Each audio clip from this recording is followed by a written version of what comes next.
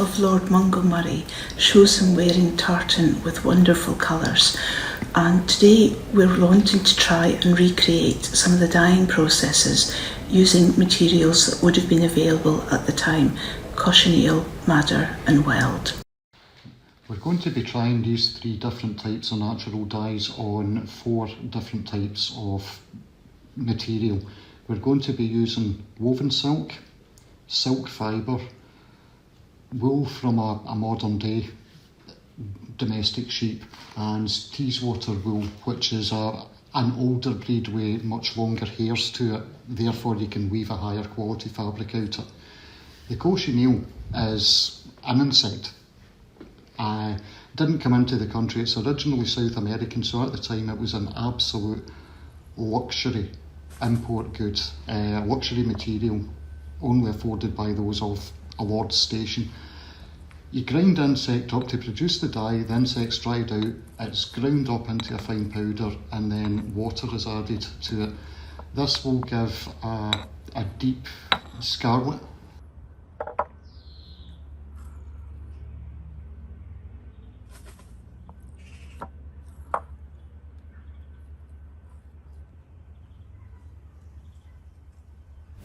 When it comes to fire and dyeing, if I was dyeing for conservation, I'd be using a hot plate or a stove and really controlling the temperature with thermometers. But what Grant's doing is much more interesting, and using 2 wee campfires, camp stoves, and using his experience to control the temperature.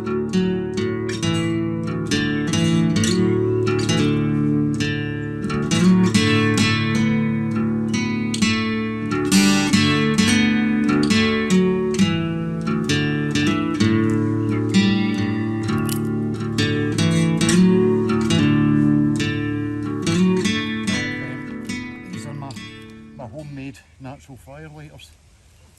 What I've got is I've got the bark of a copper birch, of a paper birch,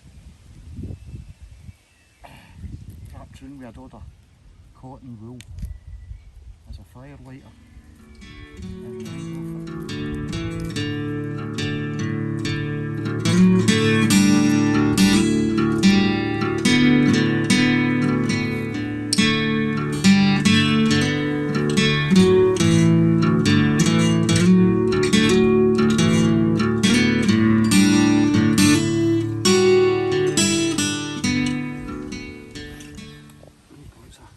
then go for rod.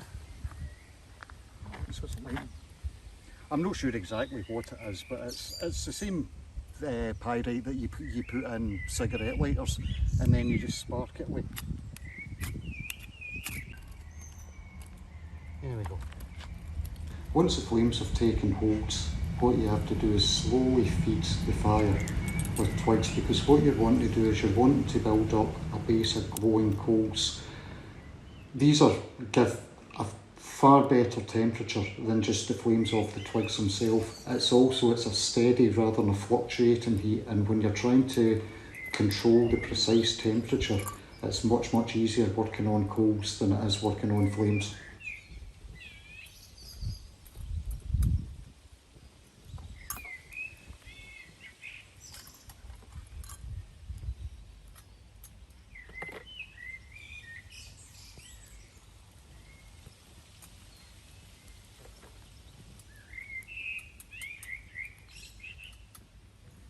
For the next stage, you've done some preparations, rehydrating the dye stuffs and pre-soaking the fibres in mordants.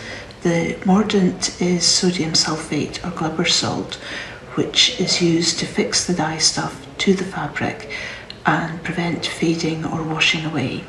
It also can be used to adjust the colour or shade of the dye.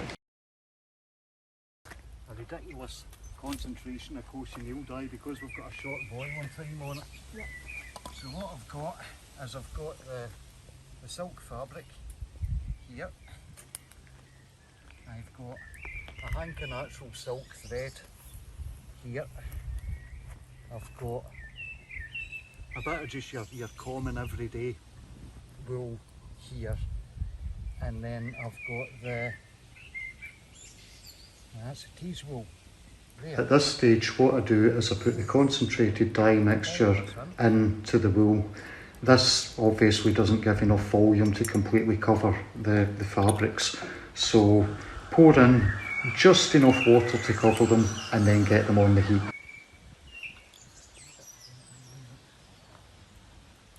The cochineal has to be maintained round about boiling point, unlike the other two that you're wanting about 80 degrees.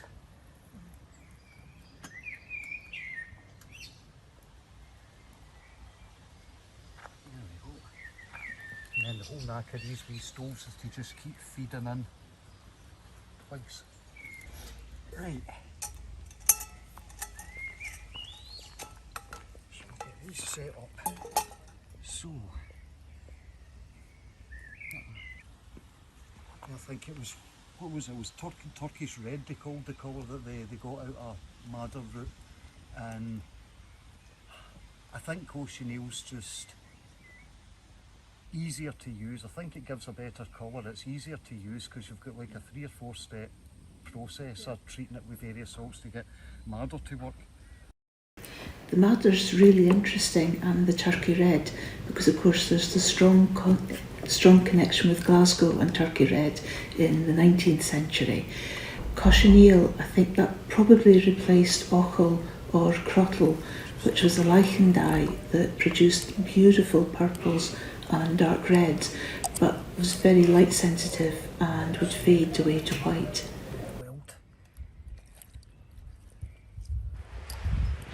So this is the weld, which gives a yellow colour. That's really interesting to see, and also just how much the dye stuff is stuck to the wool and would have to be cleared up after to let the wool be used.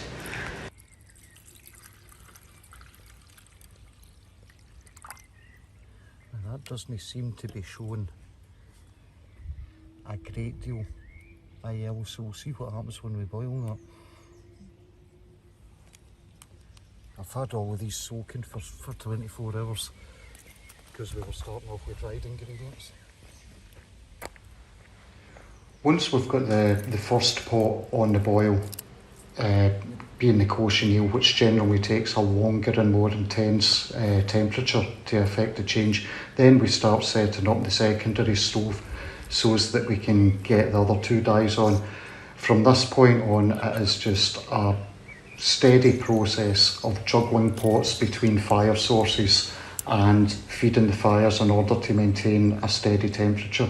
And this is just all timing and using your eye at this point. There is no hard and fast way of doing it. There's no real way to set a timer on it. You've just got to be on the ball and keep your eye on what you're doing.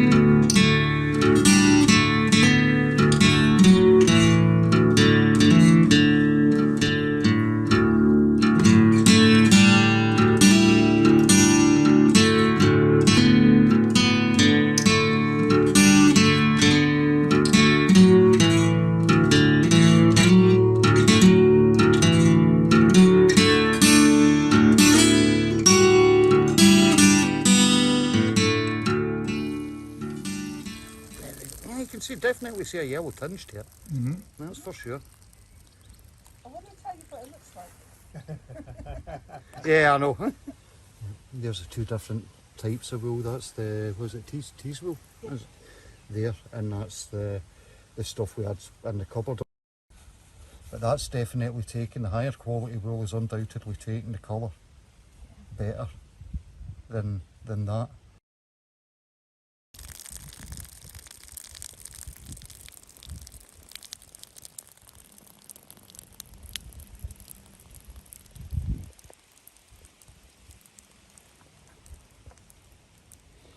Right.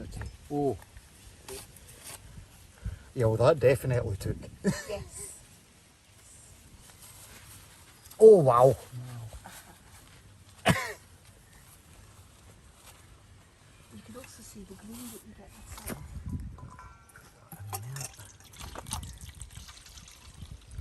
inside. And the weld was the natural silk thread.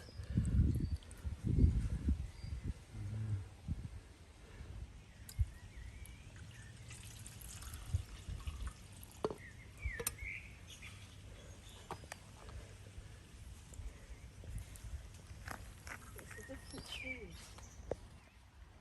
Okay, we'll go and check our end results now. Now bear in mind this is not an attempt to recreate the exact colours that you would have seen in the plaid. We've been working on easily half of the time needed to boil the dyes and a minimal amount of time needed to mordant them, so we won't have as good results.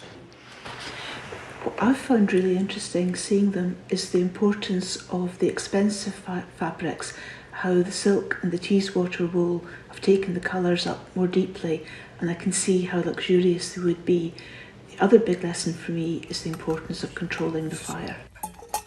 Extinguishing the fire with the water drained off of the dye, we noticed that on the cochineal, either the temperature or the pH of the wood ash, or a combination of both, turned a scarlet liquid into a deep purple liquid. The reason for this is yet to be investigated.